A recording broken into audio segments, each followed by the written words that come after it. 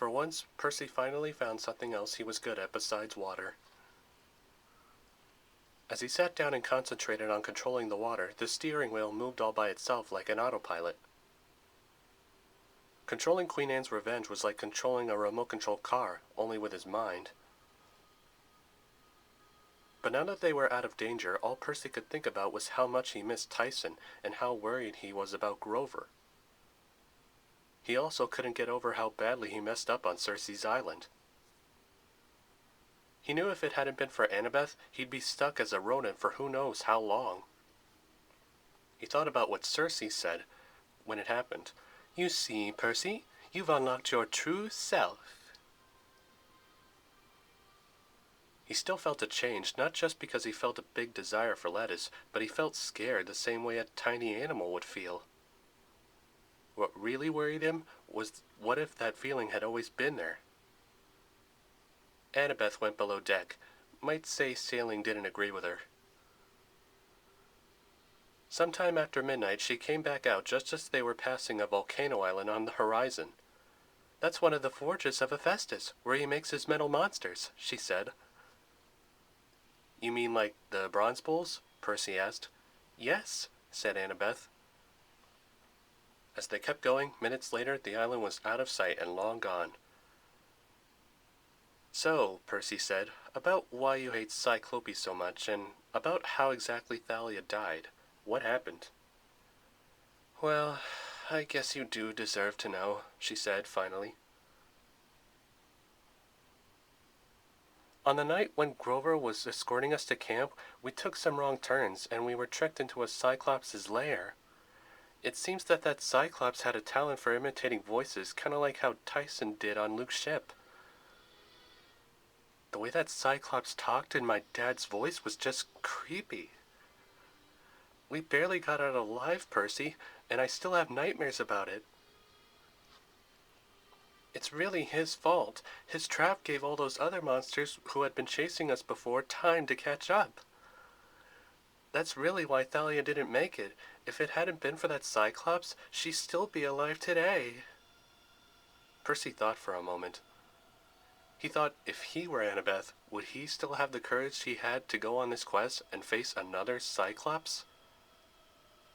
"Why don't you go below for a while," she said. "You need some rest."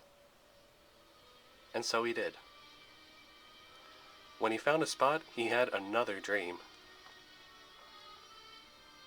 He found himself back in Luke's quarters on the Princess Andromeda. It was nighttime, and that same golden coffin was still there. As he looked at it, he heard the voices of the spirits of the dead. "Beware! Traps and trickery!" Percy knew whatever evil thing was in there, he had to destroy it before it was too late. He drew Riptide, but he couldn't feel his feet for some reason. Then he heard a girl's voice behind him.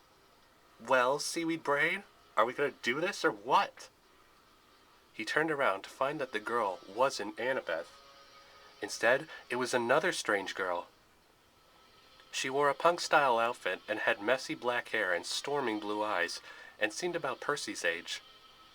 Percy knew it was impossible, but for some reason, he felt like he had seen this girl before. "All right then," the girl said. "Step aside." She took out a metal bracelet, and then it expanded into a shield. The shield was designed to look like the face of Medusa, and it looked just as terrifying, like the real head was melted onto the shield. Percy wasn't sure if that was true or if the sight could kill him either way, but he didn't risk it and just looked away. The girl drew her spear and advanced on the sarcophagus. "No, wait! Stop! Wait a minute!" Percy warned. But the girl seemed to ignore him and knocked off the lid of the coffin. She gazed inside the glowing box. "No, no! It can't be! It just can't be!" she trembled.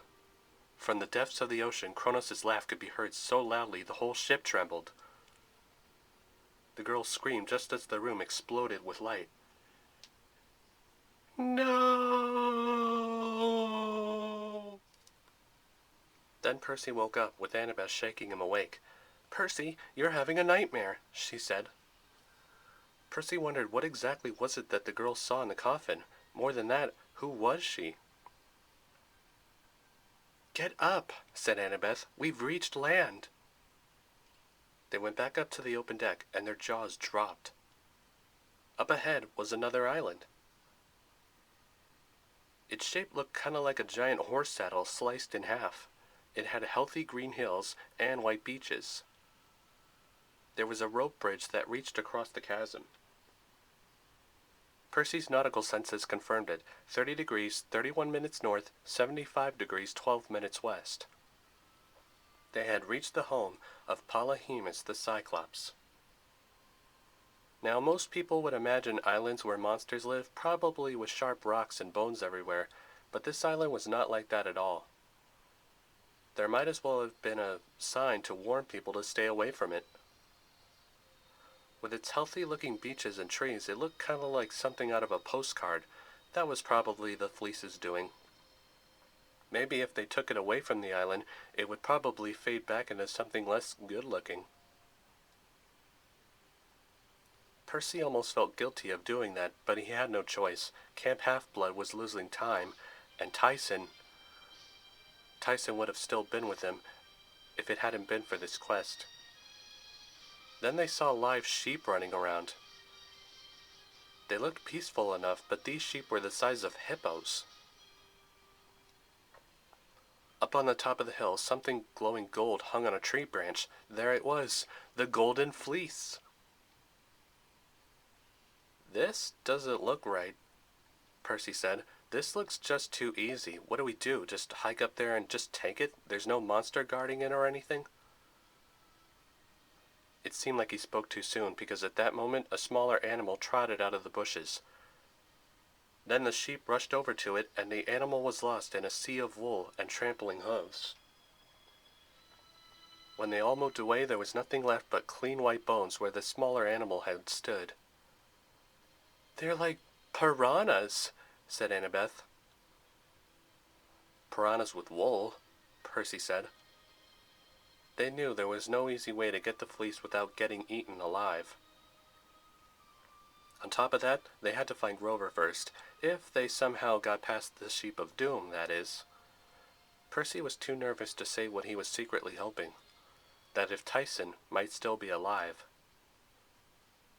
They moved the ship to the backside of the island where the cliff stood up a good 200 feet. They could just hope that was the best place to keep the ship hidden. It was pretty hard to find good spots to grab hold of, and they slipped a few times, but they eventually made it to the top. "Ouch," said Annabeth. said a deeper voice. Percy probably would have jumped if the climbing hadn't made him so tired. Annabeth pointed to the ledge, which was more narrow than they realized. It dropped off the opposite side, and right below was the entrance to a cave where the voice had come from. "You're a tough one," the deep voice bellowed. "How about you just give me back my spear and I'll challenge you to a fight?" a familiar female voice argued. It was Clarisse's voice. They climbed down the side and peeked in the doorway to the cave. And there he was, Polyphemus! He seemed about 15 feet high, and his single eye was milky. He wore nothing but filthy pants. Clarisse was tied up and hanging upside down over a pot of boiling water. And there was Grover, still in a wedding dress, and with a veil over his head. Percy was hoping to find Tyson in there, but no such luck. The monster roared with laughter. "Should I eat Loudmouth Girl now, or wait for wedding feast?" "What does my bride think?" he asked Grover. "Oh, that's okay, dear," said Grover, trying to sound like a girl. "I'm not really hungry right now." "Did you say bride?" Clarisse demanded. "You mean Grover?" "What's a Grover?" Polyhemus asked. "Right there, you big idiot," said Clarisse. The satyr in the wedding dress! Percy wanted to strangle her on the neck, but either way, it was too late. All they could do was watch as Polyhemus turned and ripped off Grover's wedding veil, revealing his tiny, slightly grown goat horns in his curly hair, and his manly face, of course. The Cyclops breathed heavily, trying to contain his anger. I thought I smelled satyr before, he growled. I don't see very well, not since that other hero stabbed me in the eye, but you're no lady, Cyclops. No, wait, please, Grover begged. I have a good recipe for you. A recipe? Polyhemus asked. Yes, you don't want to eat me raw. You'll get, E. coli and all sorts of stuff. I'll taste much better grilled over a slow fire with mango chutney. You can just go get some now, and I'll just wait here quietly. Grilled satyr with mango chutney, Polyhemus mused. He looked back at Clarisse. You satyr too? No, you overgrown idiot, she complained. I'm a girl, a daughter of Ares. Now let me out of here so I can rip your arms off and shove them down your throat. Girl got issues, Polyhemus said. Let me down! Polyhemus pulled her off the rope and snatched up Grover. Wedding is postponed for tonight. Then we'll eat satyr for main course. Wait, said Grover. You mean you're still getting married? Who's the bride? Polyhemus looked towards Clarisse. Her eyes widened. Oh, no, no way. I am not... Before she could finish, the Cyclops threw her and Grover into the entrance, leading deeper into the cave. Make yourself comfortable. I come back sundown for a big event. As the Cyclops exited the cave, he pushed a huge boulder the size of the doorway and forced it through the frame, trapping Grover and Clarisse inside. Mangoes, Polyhemus grumbled to himself. What are mangoes?